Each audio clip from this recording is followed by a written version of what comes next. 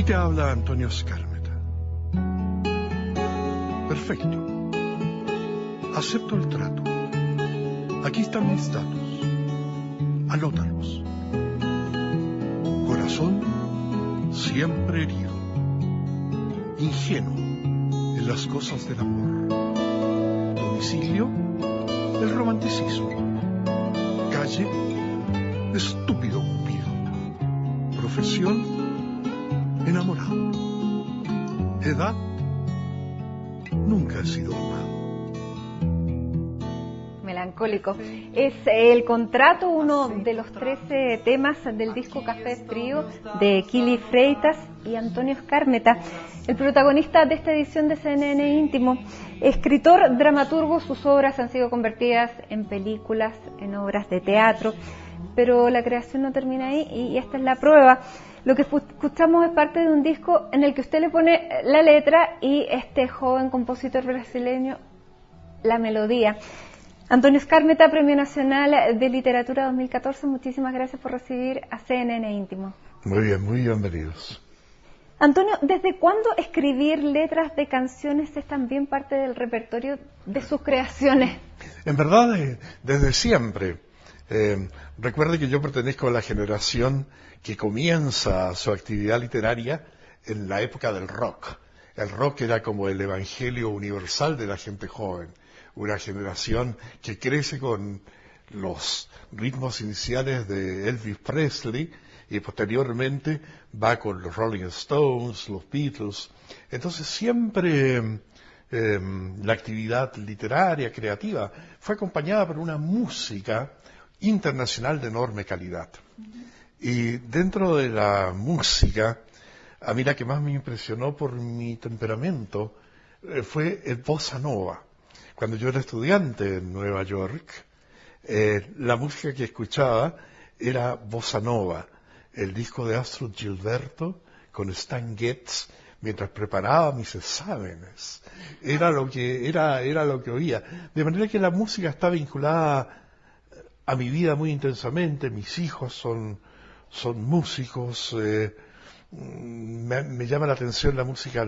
Estoy siempre cantando alguna canción, cuando paseo me recuerdo alguna letra. Pero esto es muy reciente, el disco fue editado a fines de 2014, ahora a principios de 2015, en mayo, estuvo en Brasil presentando también el disco con el autor, con el compositor de la música. ¿Cómo nació esta colaboración? Yo se lo preguntaba, siento que Brasil no figura tal vez dentro de la biografía de Antonio Skármeta, en lo oficial. Dentro de la biografía de Antonio Skármeta no, pero en el corazón de Antonio Skármeta ese continente está así. Soy invitado muy frecuentemente a Brasil, también allí están publicados todos mis libros por la editorial Record. Y muchas veces me invitan a dar conferencias, charlas o a inaugurar ferias del libro. Y en una ocasión, en una de estas ferias, me nombraron patrono de la feria. Yo quedé aterrado porque dije, esto es una especie de posible santificación, no sé qué. Pero ser patrono es el escritor al que la feria homenajea. Entonces era como la figura de la feria. Y en esa ocasión conocí gente maravillosa del estado de Río Grande do Sul, en una ciudad que se llama Santa Cruz del Sur. Y allí comencé a dar mi charla cuando veo que hay un chico que era parte del programa que estaba tocando una melodía. Le dije, ¿qué melodía haces? Haz una melodía mía. Termino de oírla y dice, quiero ponerle letra. Ah, muy bien, me dice, ¿tú le quieres poner una letra? Quiero ponerle una letra. Me vine a Chile, le puse la letra, después me mandó 8 melodías más, después yo le mandé 8 letras, y así fue creciendo.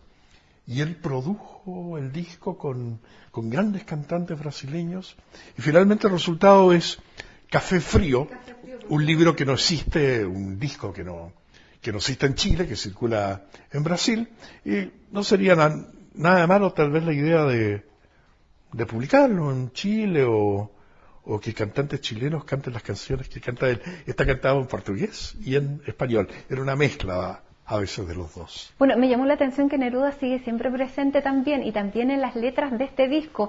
En Casamentero es precisamente el poeta casamentero, Neruda. ¿Por qué Neruda siempre tan presente? Bueno, Neruda pertenece esencialmente tanto a las raíces como a la actualidad de Chile. Es una presencia tan fuerte, Neruda, es tanto lo que hizo por colocar el imaginario de Chile y sus ideales en el mundo, es tanto lo que hizo por el amor, con sus versos cautivadores, por la gracia, la sensualidad, que no es extraño que sea una fuente de inspiración para tantos. Bueno, Entonces, él decía, la gente que se quiere tiene que estar junta. Es como la máxima de Neruda, y Casamenteros también refleja un poco eso. El cartero también. Cierto, él tiene este poema que se llama Casamentero, no se llama el poema, es uno de los poemas, pero él dice que él es el buen poeta casamentero, que quieren que se junte la gente que se quiere. Dice, no me gusta la casa sin ventana, pero no me gusta tampoco el hombre sin mujer, la mujer sin hombre. Entonces él dice, yo soy el buen poeta casamentero. Entonces, inspirado en esta línea, hice la canción, se la mandé a Kili, y Kili inmediatamente, ¡paf!, a los 2 días tenía la melodía. Bueno, y ahí está este disco que, como decíamos, recién está saliendo del horno, el horno brasilero, que podría salir también aquí en Chile, pero estábamos hablando de Neruda. Tal vez para usted hablar de Neruda, Antonio, es como cuando el cantante famoso siempre tiene que tocar la canción que fue éxito, y no podemos hablar con Antonio Skármeta sin hablar de Ardiente Paciencia, de El Cartero, El Postino. ¿Cuánto marcó ese libro, luego la película, la obra de teatro, el cine en Italia, la carrera de Antonio Skármeta? Bueno, muchísimo. Es un libro del cual se publica una edición cada año, está traducido a 35 idiomas, dio origen a una ópera que cantó Plácido Domingo, dio origen a 2 películas que fue nominado al premio Oscar, obtuvo uno de ellos. Se siguió en todos los cines del mundo, en todas las universidades y colegios de muchos países, es texto de estudio. O sea, mi vida, por supuesto, que está vinculado a esa historia. ¿Y es cansador volver siempre a lo mismo? No, porque si es cansador siempre a lo mismo. Los libros siguen solitos su camino, sigue su trayectoria, va a la ópera, va al teatro, se presenta la obra de teatro, y uno está haciendo otras cosas, y más libros. Y también de esos libros se han hecho películas. El Baile de la Victoria lo filmó Fernando Trueba, El Plebiscito lo filmó Pablo Larraín, pero si hay... Y son todas películas que han tenido una gran visibilidad internacional. Y cuando usted ve el libro, en la película, ¿siempre queda satisfecho? Porque, por ejemplo, El Baile de la Victoria que hizo Fernando Trueba, Ricardo Darín era el protagonista. Ricardo Darín es una de las máximas estrellas en Argentina. ¿Era El Baile de la Victoria que usted escribió? Afortunadamente no. Es lo que precioso que tiene ser escritor. Si tu literatura gusta y excita la fantasía de un creador de la calidad internacional de Fernando Trueba, es un orgullo inmenso que él haga con esa obra lo que él quiere. Simplemente la literatura es una base para una exploración completamente distinta. Así sucedió también con la película El Cartero de Michael Radford. Yo le di plenas libertades para que, manteniendo el espíritu y la letra del libro, pero hiciera lo que quisiera. Terminan distintas. Bueno, terminan bastante distintas, pero son las libertades que una obra de arte no tiene por qué atenerse a una sola lógica. Puede atenerse a varias lógicas emotivas, racionales. Una película es una cosa muy, muy compleja. Y mi política, y ahora también con la película que se está haciendo en Brasil, basada en mi novela Un padre de película, le he dado al director todas las libertades. Y esto yo creo que a la larga produce algo muy bueno, porque el director siente la obra como totalmente suya y quiere complacer al autor con una obra que sea significativa. Bueno, y eso es lo más reciente, tal vez, esta grabación de esta película, de un padre de película, sí. Que, bueno, es un libro que es bastante conmovedor, es cortito, y que, ¿cómo van a rescatar en Brasil Contulmo? Porque en Contulmo se desarrolla, y claro, Contulmo es un pueblo bien especial que es nuestro, pero hay otro Contulmo en Brasil, hay otro Jack en Brasil, ¿cómo es? Brasil es como usted sabe, un país absolutamente enorme y variado. Entonces, la acción de esta película está en el Río Grande do Sul, que es el estado de más abajo, donde está Porto Alegre, hacia la sierra. Y ahí hay unas zonas que parece a veces la Toscana italiana, es la zona de los cultivos de vides, allí están produciendo vino, y hay una gran inmigración italiana. Entonces quedan muchas costumbres, quedan construcciones, casas, y la película, que es una producción muy profesional, encontró equivalencias a la atmósfera de casas y pueblos de Chile. Bueno, y la historia es universal, se podría dar en cualquier La historia parte. es universal, es una historia de padre, madre, hijo. Sí, es eso. Una historia de mucho sentimiento. Podemos contar un poquito que es un hijo que llega a su pueblo después de haber sacado un título, y mientras él se baja del tren, su padre se está subiendo para irse. Sí. Y ahí empieza la historia. Ustedes sí. Van a ver después cómo termina. Antonio, usted también, ya lo decía, fue fuente de inspiración para la película No, sí. de Pablo Larraín. Eso sí que, claro, es distinto a la historia original. ¿Cómo fue trabajar con Pablo Larraín? Bueno, fue formidable. Ellos le prestaron atención a mi obra de teatro. Yo con ese mismo material escribí una novela que se llama Los días del arco iris. O sea, toda mi visión de ese tema, de la época del plebiscito y la transición de la dictadura a la democracia, como yo la sentí, como yo la viví, está expresada en mi novela, Los días del arco iris. La película que hizo Pablo Larraín, que a mí me pareció estupenda, puso énfasis en algunas cosas, introdujo otras, tuvo una estética muy audaz, trabajar con materiales antiguos, fílmicos, para crear una ilusión de casi documental de la ficción. Tuvo un actor estupendo como Gael García Bernal y los chilenos, Alfredo Castro. Bueno, un elenco formidable. Y yo he tenido muy buena suerte con los directores. Muy buena suerte, imagínate. Fernando Trueba, Pablo Larraín, Michael Radford, realmente muy buenos. Bueno, y actores también muy Ricardo destacados. Darín. Bueno, ahora en Un padre de película, el protagonista, el padre, el que está, no es el protagonista central, pero el padre, que es un padre francés, lo hace un gran actor, que es Vincent Cassel. ¿Y esa película la vamos a ver en Chile o solo se va a estrenar en Brasil? Yo creo que se estrenará en Brasil, y si resulta bien, me imagino que aspirará a ser proyectada universalmente, pero primero hay que ver cómo queda. Primero hay que ver cómo queda. Ahora estábamos hablando de esta película, de este libro que dio origen a la película No, después Los días del arco iris, Antonio.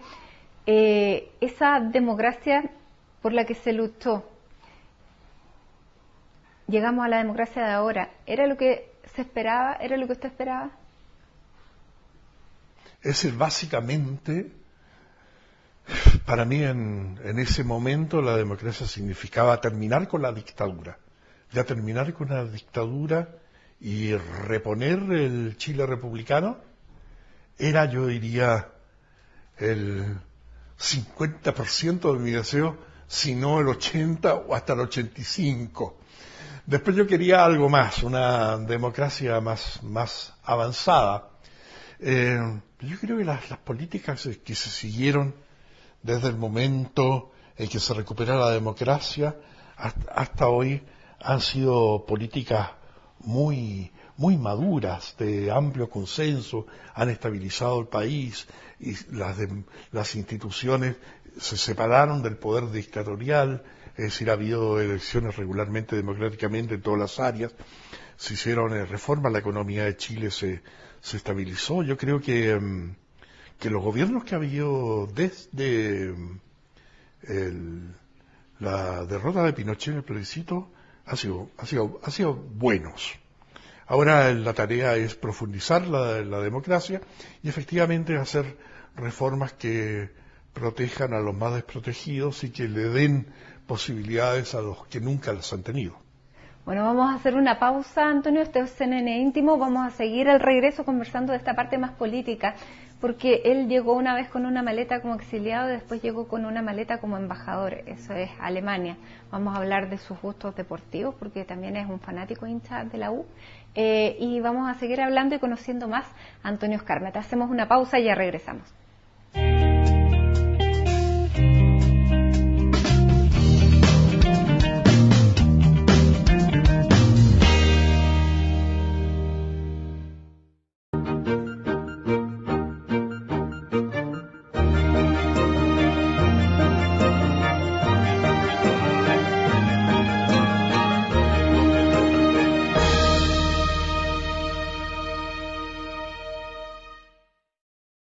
Ya estamos de regreso, esto es CNN Íntimo y esta vez estamos junto a Antonio Skármeta, Premio Nacional de Literatura 2014, pero tantas otras cosas, y estábamos hablando de esta beta política, Antonio, porque en la época de fines de los 60, inicios de los 70, lo atrajo el Mapo. Sí. Lo atrajo el Mapo, después vino el golpe militar y ahí hubo que salir. Sí. Primero Argentina y después las maletas de exiliados se fueron a Alemania. ¿Cómo fue llegar a Alemania y cómo se vivió el exilio ahí? Bien, yo abandoné voluntariamente el país porque no me gustaba nada la situación y me fui a vivir a Berlín Occidental, donde fui tratado y considerado como un intelectual, como un escritor, así que me dieron una beca del programa de las artes y decidí no retirarme en ningún gueto, digamos, de latinoamericanos, chilenos, sino actuar en la vida alemana, porque me parecía que ahí se podía hacer un trabajo más útil para las aspiraciones del retorno a la democracia en Chile. Así que aprendí el idioma y fue complicado. Durante el primero o segundo año me las arreglé con inglés. Y lentamente iba aprendiendo alemán, incluso me aprendí algunas lecciones de alemán de memoria, que para divertir a algunos amigos alemanes a veces se las recito, que son muy absurdas. ¿Y alguna vez escribió en alemán? Alguna vez escribí en alemán versos de canciones o poemas, pero me da pudor decirlos.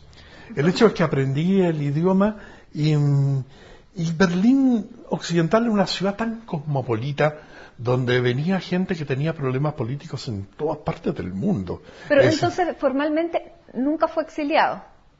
Técnicamente no, porque siempre tuve mi pasaporte, siempre pude volver. Sí, en las universidades en que trabajaron tuvieron el buen gusto de despedirme, eso sí, pero no más que eso. ¿Y cómo se veía Chile en esa época y qué recuerdo, cuál era el sentimiento hacia Chile durante ese tiempo? Porque con el pasaporte usted volvió en ese periodo entre el 75 y el 80. Cuando salí era para volver cuando hubiera democracia, no antes.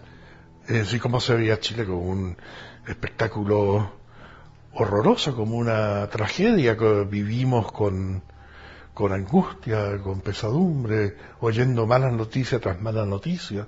El horizonte parecía cada vez más cargado de presagios horrorosos. Hubo momentos de alta desesperanza en que pensábamos que ese era un abismo del cual nunca se saldría.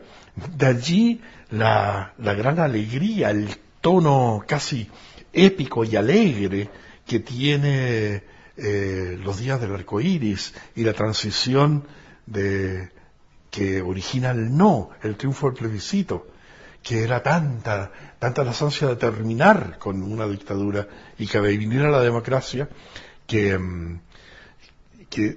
fue como la conclusión de una angustia. A partir de allí ya comienza el trabajo por otra cosa. Y llegó el 88 y volvió a Chile. Sí.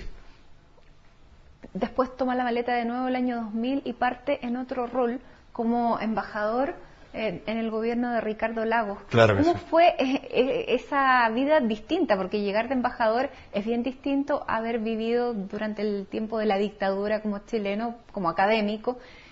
Fíjese que fue? no es tan distinto. A ver. Porque en el tiempo que yo vivía en Berlín, en ese momento, yo me sentía un embajador de las ideas democráticas chilenas, de la tradición republicana, las obras que escribí, lo que hacía en cine, cómo me comunicaba con los políticos alemanes, con los grandes, los partidos políticos, en fin, la sociedad cultural en general. Era como la de un embajador de una cultura que estaba siendo asediada, destruida, desechada, y planteaba el deseo de recuperar la República y aspirar a un futuro de libertad para mi pueblo que estaba bajo esas situaciones, de modo que eso lo hice.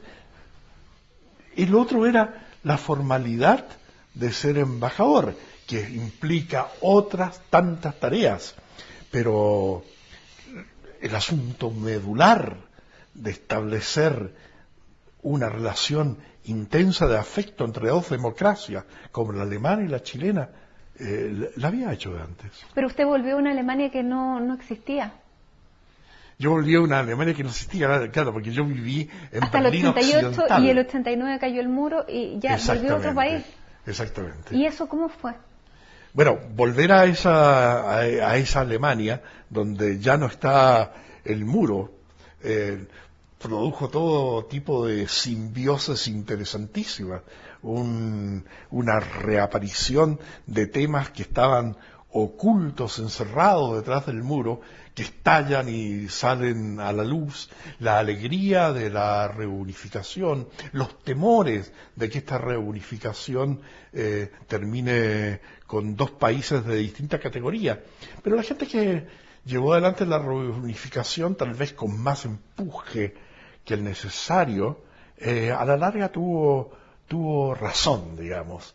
Es decir, se llegó a una transición que fue pacífica, que fue ordenada y que cada vez prueba que Alemania encontró la fórmula del éxito en esta decisión. Alemania se va rearmando cada cierto tiempo, después de la Segunda Guerra, después de la caída del muro. Hay varias Alemanias y hay varios Chiles. Usted dejó Chile en la época del 70, un Chile bien distinto. Después volvió el 88, para cuando se estaba recuperando la democracia. Y hoy día, ¿qué tiene Chile de esos Chiles? Porque estamos viviendo un momento bien especial. ¿Cómo lo calificaría usted? ¿Qué tiene Chile de estos Chiles? Primero, una cosa que han tenido los chilenos siempre, y aún en los momentos más aciagos, ha sido una ansia de libertad, de democracia, de un gusto por una vida solidaria. Eso se expresa muy fuertemente en muchos grandes momentos de la vida chilena. Y cuando ha sido oprimido, ha encontrado fuentes de solidaridad y modos inteligentes, realistas, posibles de organización para resolver los problemas. ¿Y Chile sigue siendo solidario? Chile tiene una gran base de esa solidaridad y ese afecto entre la gente. Ahora, hubo una distorsión muy grande a partir de la dictadura. Yo creo que Chile perdió mucho de la tremenda espontaneidad que tenía la gente. Como la elección fue muy dura, el porrazo en la cabeza y la represión, como que Chile entró ¿Ahí se pagó?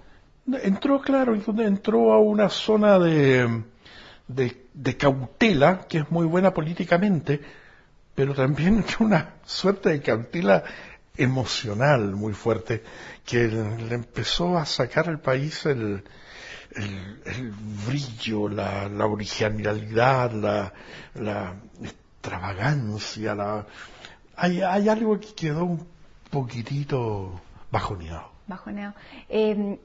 ¿Con los movimientos sociales no se recuperó eso? Claro, con los movimientos sociales se recuperó, la calle, como se dice, reordenó la agenda de los políticos, le puso acento a ciertas urgencias, le aparecieron rostros nuevos, rostros que habitualmente estaban en la juventud o en las provincias, de pronto aparecen siendo electos diputados, aparecen en el Parlamento. Entonces una transición muy bonita entre calle y institución, que es muy interesante porque es una manera ordenada de ir produciendo progreso. Usted le hizo un poema a Camila Vallejo. No, no es un poema, yo no soy poeta.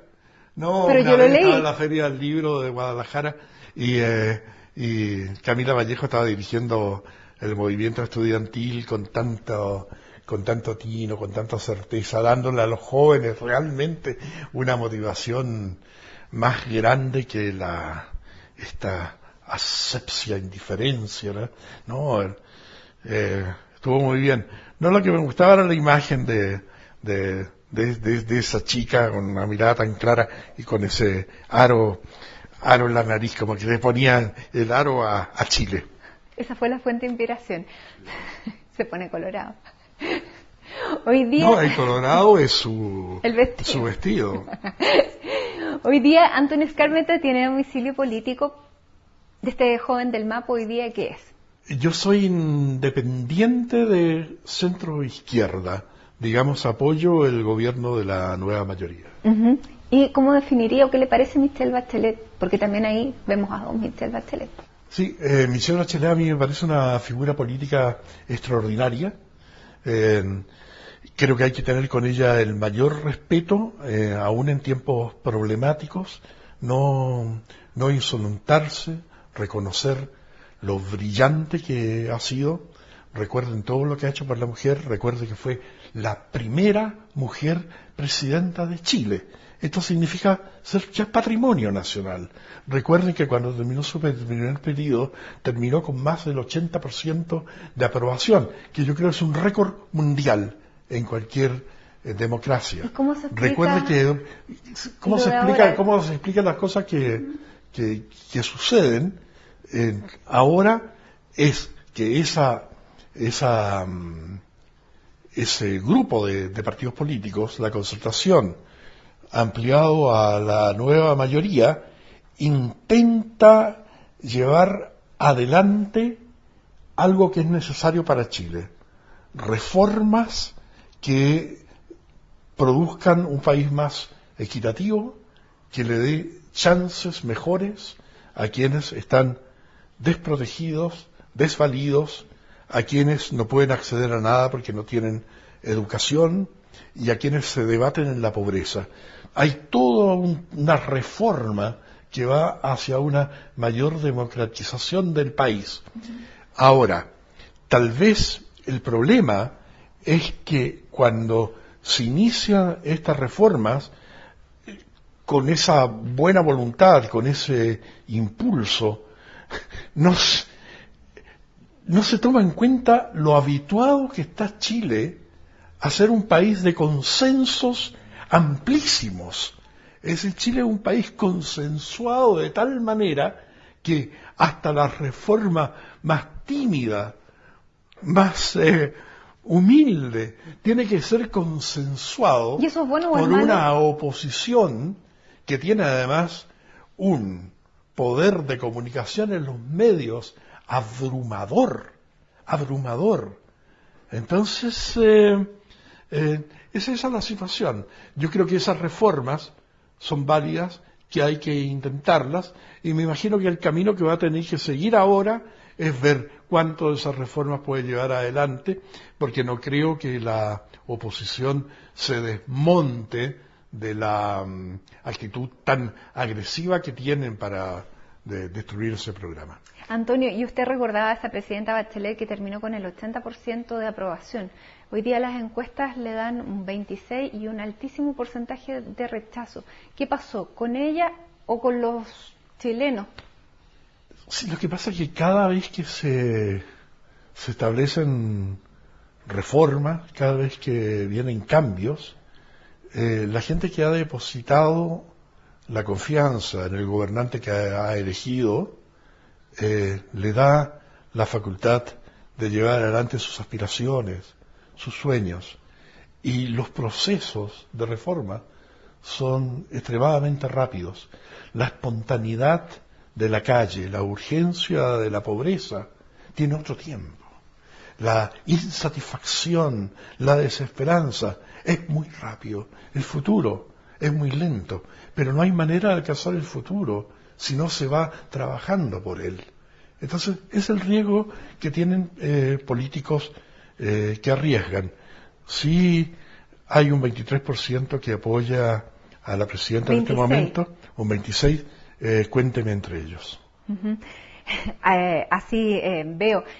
¿Cuál es la reforma más necesaria que necesita Chile hoy? No sé si está en el paquete de reformas siquiera. No me gustaría hablar de las técnicamente de qué reforma y de qué tipo, ¿Pero de cuánto de la tributaria Chile de la cambiar? reforma. No, lo que necesita es la onda. Eso. Es decir,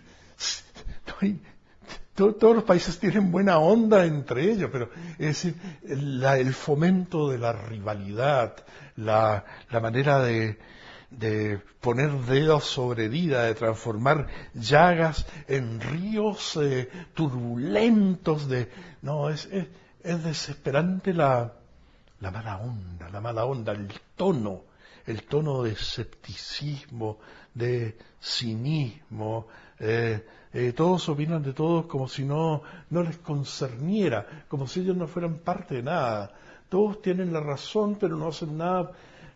Pero eso no se cambia por ley. ¿Qué se hace? ¿No se cambia por qué? Por ley. ¿Qué se hace para cambiar la mala es que hay onda? una cosita que se llama en la prensa cultura. Y esa cuestión hace rato que desapareció de Chile. La palabra cultura está expoliada, está exiliada, está enterrada. Es decir, cultura hoy en Chile es hablar de la dentadura de los elefantes o de los hipopótamos en el Nilo, cualquier cosa. Bueno, vamos a seguir hablando de cultura. También vamos a recordar el Show de los Libros, un programa que usted hizo por 10 años. Yo no sé si lo podría hacer de nuevo. Ya vamos a hablar de eso, de esa década del Show de los Libros en que tal vez había una cultura distinta. Vamos a hacer una pausa aquí en CNN Íntimo y ya regresamos.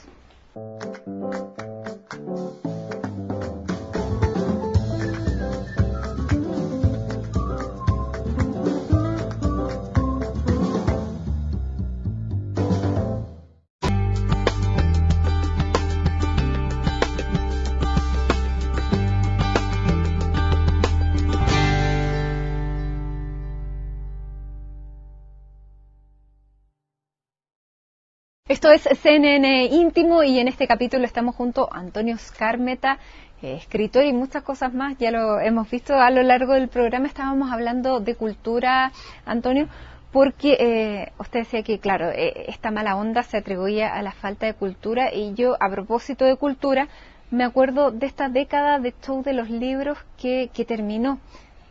¿Repetiría? ¿El Show de los Libros? Sí. No, por ningún motivo. Estoy feliz de que haya quedado como un buen recuerdo en la gente y que se lo cite frecuentemente entre los buenos programas que se han hecho en Chile. Tenía un equipo muy bueno. Recuerdo que comenzó ese programa dirigido por Juan Enrique Forch, después lo dirigió Rodrigo Moreno, después Paula Castillo, estrellas de las comunicaciones con mucha cultura, con mucho sentido del arte. Pero es un aporte. ¿Por qué no se puede hacer hoy? ¿Por qué no se puede hacer un programa así hoy? Yo no sé por qué. No. Pero está contento de haberlo hecho y que se haya terminado. No, estoy contento de haberlo hecho.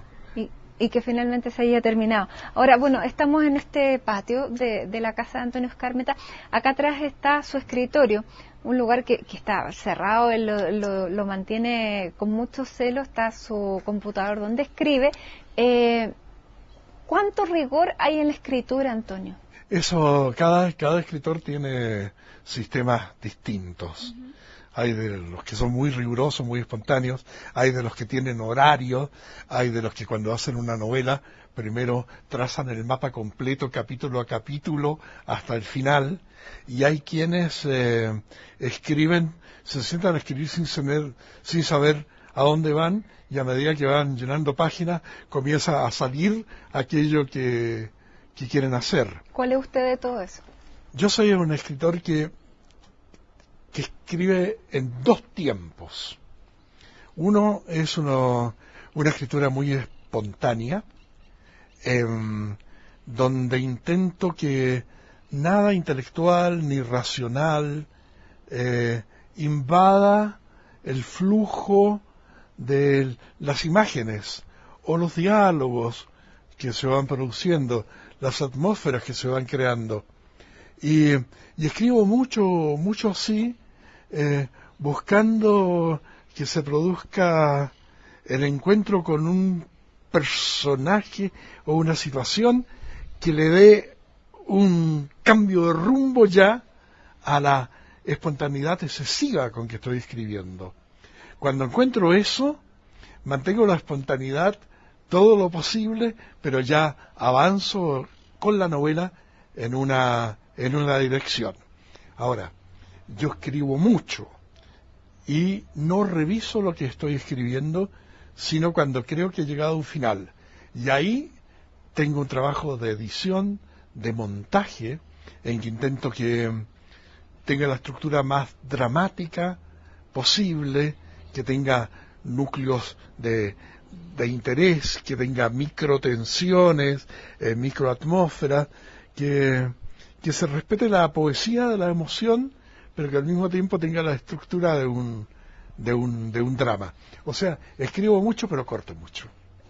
Eso dicen sus críticos, que usted está en constante revisión de todo lo que escribe. ¿Es riguroso hasta el extremo? ¿O no es rigurosidad? ¿Qué es?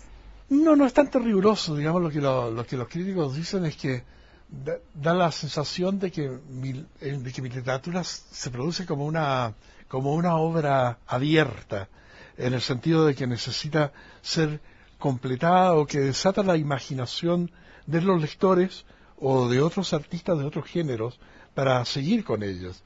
Entonces no es extraño que varias de mis novelas hayan sido llevadas al cine, que varios de mis textos hayan sido puestos en música o en ópera, o se han hecho teatro. Esa revisión es una revisión conjunta con otros que van aportando también su propia fantasía. ¿Y en qué está ahora escribiendo? No, en este momento estoy esperando la publicación de mi último libro de cuentos, que va a salir, yo creo que en octubre. Se llama Libertad de Movimiento.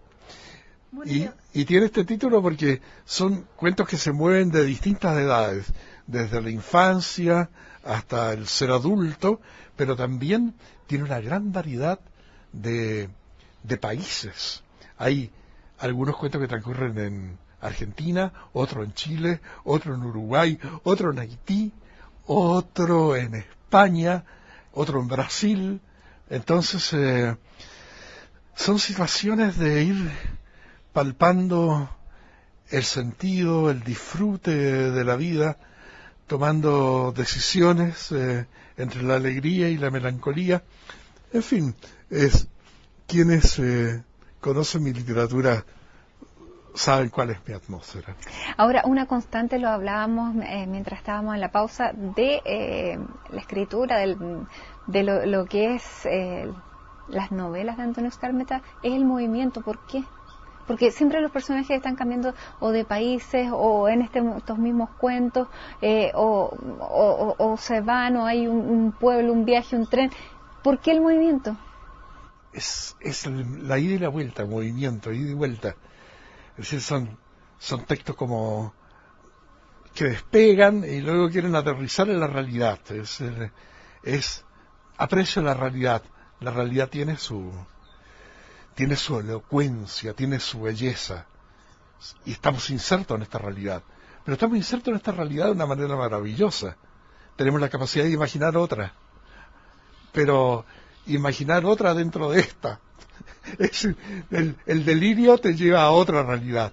La poesía, la literatura, te lleva a otra realidad para que conviva con esta. Entonces, eso es lo que hace a la literatura comunicativa, la posibilidad de que esa fantasía se encuentre con la gente y la gente se halle en ella. Perfecto. El 2014 usted recibe el Premio Nacional de Literatura. ¿Qué significa recibir el Premio Nacional de Literatura? ¿Cambia en algo la trayectoria? ¿Hay un antes y un después? ¿Qué representa ese premio? Internacionalmente, cuando un escritor, digamos, está situado internacionalmente, tiene traducción a muchos idiomas, o tiene obras que se hacen películas, qué sé yo, el premio nacional aparentemente no tendría demasiada relevancia. Pero la sensación de tener el premio del país que amas, con el cual has escrito toda tu obra, con tus personajes, que son tus hermanos fraternales de este mismo país, de las instituciones que el país ha creado a lo largo de toda su historia, que te distinga, es como un abrazo fraternal que el país te da. Entonces es extremadamente significativo, emocionalmente es muy fuerte, y así lo siente la gente, que donde vas te muestra afecto y te sigue felicitando. Es hermoso, digamos, es hermoso tener esa relación con el país también. Ese profeta en la tierra de uno, que generalmente no se da. Bueno, en la tierra de uno, sí, lo que pasa es que este es un premio que también no se da, no es un premio que se dé a gente joven, sino toda una trayectoria. Entonces muchas veces la gente más joven dice, bueno, ¿y por qué no tiene un escritor que les interesa, que es más joven y que es muy bueno? Pero es la tradición de que mientras más mayor es un escritor, más trayectoria tiene, más antecedente, más premio, más obra. Y efectivamente, eso frente a un escritor joven, talentoso, evidentemente el escritor joven está en desventaja frente al buen escritor que también tiene una trayectoria más nutrida. Lo que tal vez debiera haber es una suerte de premio nacional o literario de joven, de primera obra o de segunda obra, algo así, porque hay muchos jóvenes que siguen a algunos escritores que son de su generación, y en un momento en que es muy importante que la gente lea, y los jóvenes tienen sus ídolos, tienen sus necesidades, aspiraciones, sería importante que hubiera un premio a esa literatura con la cual ellos también están conectados. ¿Y el Chile de hoy está siendo reflejado por estos autores nuevos? El Chile de hoy está siendo reflejado por los autores nuevos y bastante bien. A ver, esta semana yo he leído, la última novela que leí es de una autora debutante, joven, chilena, se llama Alia Trabuco, la novela se llama La Resta, que es justamente el arreglo de cuentas, La Resta. Es un arreglo de cuentas con nada de alegres con Chile. Y es un impulso de una gente más joven, más libre, que mira con menos retórica y con más rigor lo que va viviendo. Hay otra cosa interesante, que hay un lugar común que se repite mucho, de que los jóvenes no están leyendo, de que hay una crisis de lectura. Esto está desmentido por el alto volumen de que están publicando las editoriales de mucha literatura, y dos, que los jóvenes sí están leyendo. Los que no están leyendo es los que dicen que los jóvenes no lo están leyendo. Los jóvenes están un poco hartos del lenguaje homogéneo, reiterado, banal que le están proponiendo los medios de comunicación, y se han despegado hacia seleccionar canales de televisión o imágenes que les proporciona Internet, o vuelven al libro, donde encuentran la plenitud de una experiencia emocional e intelectual. Todos estos jóvenes que están en los movimientos por la reforma estudiantil, y que son jóvenes lectores. Bueno, ¿no? y hay muchas librerías también pequeñas, como boutiques, no sé que si son venden distintas. mucho el libro, cómo, pero el hecho es que no, es un lugar común.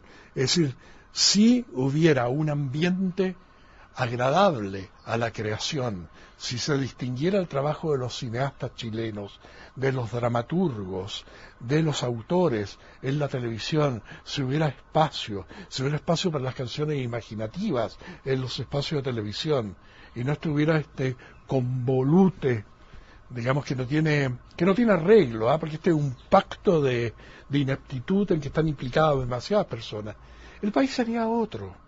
Es decir, porque las zonas de amabilidad, de contacto entre el arte y la gente, es decir, que pudieran salir de las islas en que los condena su falta de exposición pública, crearían un país infinitamente más rico. Pero no ha nacido todavía quien tenga este proyecto. Bueno, hay proyectos, claro, que son un poco más de nicho, pero claro, tal vez los espacios más, digamos, más grandes, con más convocatoria, con más audiencia, con más rating, si hablamos de televisión, se dan otras realidades, ¿no? No entiendo. No, que lo que usted decía, que no hay espacio para, me imagino que estaba hablando de la televisión, Sí, para sí. exponer, claro. Finalmente eso no se da, pero hay otros, digamos, espacios donde sí se pueden encontrar esas cosas, aunque sea una televisión Sí, tal vez no. digamos, son espacios que están dedicados a alguien que va derecho hacia ese espacio. Claro.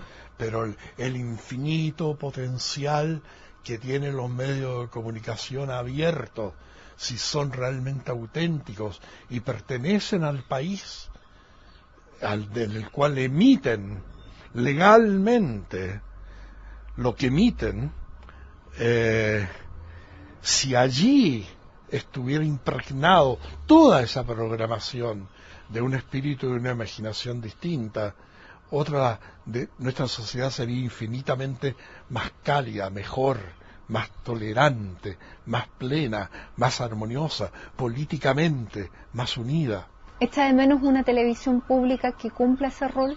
No echo de menos ninguna televisión de ningún tipo, porque no creo que haya potencia imaginativa, llamándosele público o no público en Chile, para hacer lo que hay que hacer. Usted está inmerso también en la era del Twitter, de las redes sociales. ¿Entró en eso? No he entrado. ¿Por qué? Porque prefiero a la democracia expresada en un voto en la urna. ¿Y esto crea una falsa realidad, cree usted? No, crea una falsa irrealidad. Una falsa realidad. Ahora, bueno, no quiero dejarlo aparte porque fue una de las presentaciones que hice de usted, que era apasionado de la U, porque la palabra hincha me dijo que ya le estaba hinchando. Es porque uno no pensaría que una persona que se vincula con la intelectualidad, un escritor, sea apasionado por el fútbol. Sí, me gusta el fútbol y me gusta la Universidad de Chile, es verdad. Y desde niño me habitué a ese equipo, el color azul, y he seguido la trayectoria de tantos astros que han jugado, y el fútbol me produce una enorme alegría verlo. Ahora, la palabra hincha es un poco desagradable, porque es ver realmente cómo se comportan desaforadamente en cuanto sienten que hay una masa alrededor que los incita a ser violentos, es algo que me tiene enfermo. Entonces, eso de hinchar, digamos que el hincha me hinchó. Muy bien, Antonio Skármeta, muchísimas gracias por habernos dado este tiempo, este tremendo tiempo, este espacio, por habernos recibido en su casa. Y a ustedes también muchísimas gracias por haber seguido esta edición de CNN Íntimo. Como siempre, la invitación es para encontrarnos dentro de 7 días más.